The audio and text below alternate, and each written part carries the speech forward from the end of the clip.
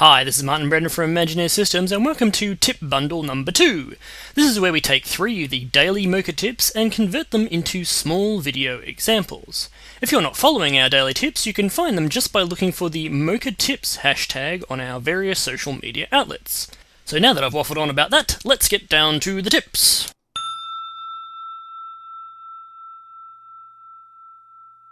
The main requirements for the Remove tool in Mocha Pro is that you have a foreground layer to cover the area you want to remove, and a background area that has been tracked so that you can use that background information to help remove the foreground.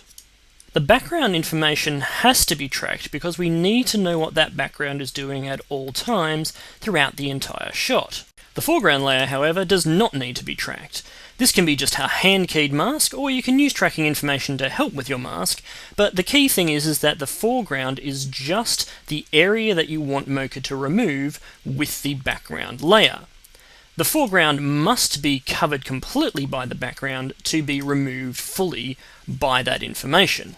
To demonstrate this, I'm now going to actually remove this layer using the tracked background, and then I'm going to show you what happens when we delete the tracking information from the background and try to remove again. So first of all, I'll just turn off the mats, and we'll come down to Render in the Remove tool, and I'll just click the Render Current Frame. And you can see that's removed pretty cleanly. If I turn off my overlays, we've got a nice clean remove where that foreground object used to exist.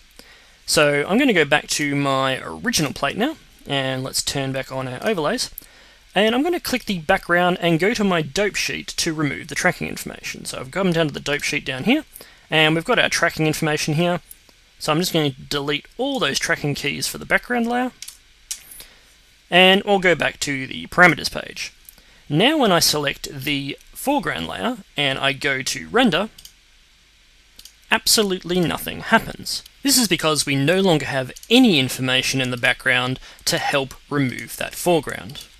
And just to drive the point home, I'm just going to remove all my layers, and I'm going to draw a new layer quickly around this guy. And you'll see if I go to my Remove tool, it's actually all greyed out because Mocha cannot find a second layer to help with the remove.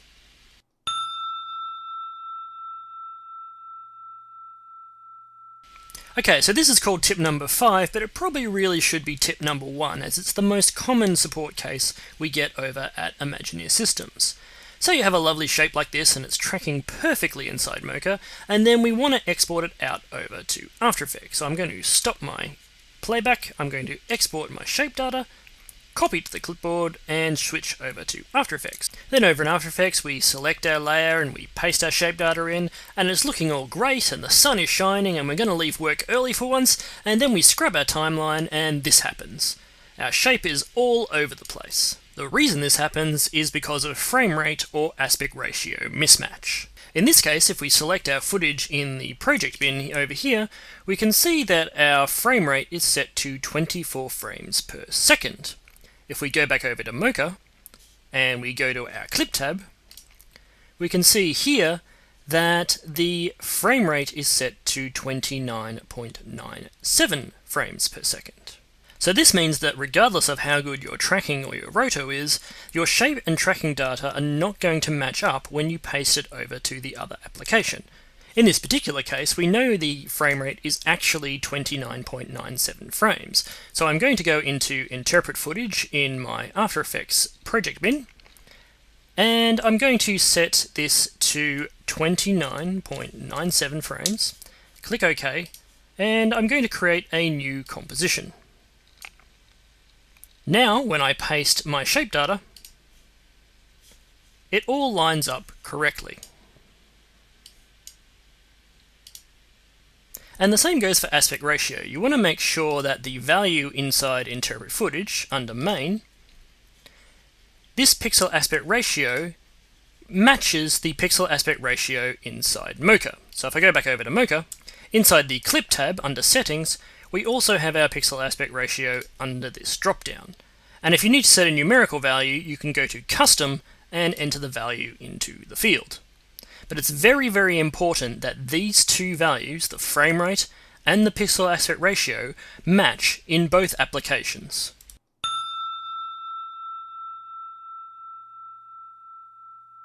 After you've been working on a shot for some time, your client may suddenly decide that they want to tack an extra few frames to the start and end. While adding frames to the end of a shot is no problem, adding frames to the beginning of the shot requires a few more extra tweaks to get the work you've already done back in line. So here we have a shot where we've already tracked 300 frames, but the client wants to add another 40 frames to the beginning of the shot.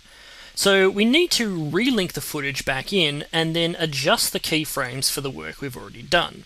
So to do this, we go to the Clip tab and we choose Relink to relink our clip to the new footage. So I'm going to choose, and I'm going to find the footage that we want to use. In this case, it's this one right here, and open.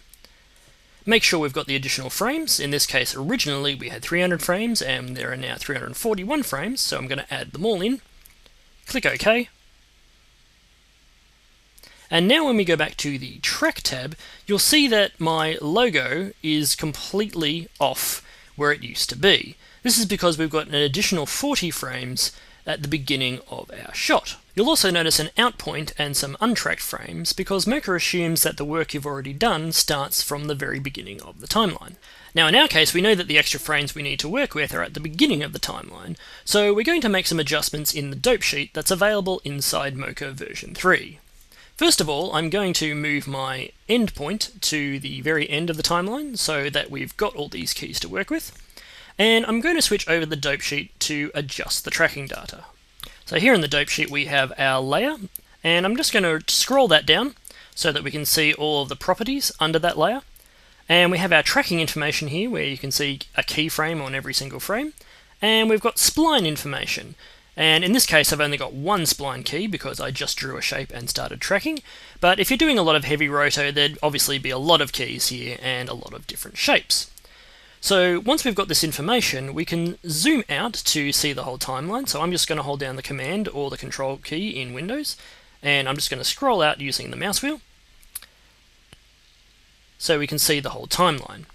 I'm then going to just marquee select the whole lot of keys, and I'm going to move those keys over to the end because we know that we want to work with the starting frames because that's what's been tacked on to the front of our timeline.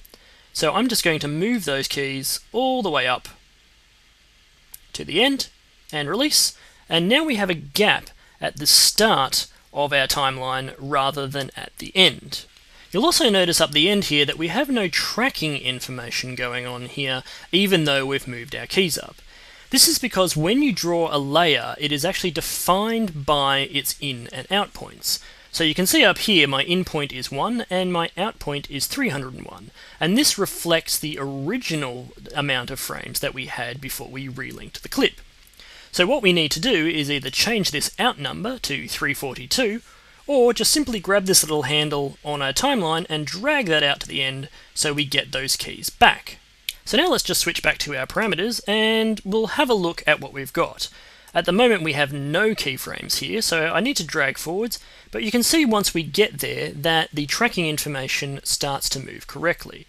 Now you'll see because we've had to move these keys around that the surface isn't quite lining up anymore, so I'm just going to just really quickly adjust that surface back to where it was. And now when I drag through you can see that locking down quite nicely for the rest of the frames. We then just need to come back to our original point and start tracking backwards. And this will now track the remaining frames that were missing before we added them on in the previous project. So that wraps up tip bundle number 2. If you're not following Mocha Daily Tips, you can find them on our Twitter at Imagineer System, or you can go to our Facebook page at facebook.com/ImagineerSystems, or you can just search for the Mocha Tips hashtag on your favourite brand of internet search engine. This has been Martin Brennan for Imagineer Systems.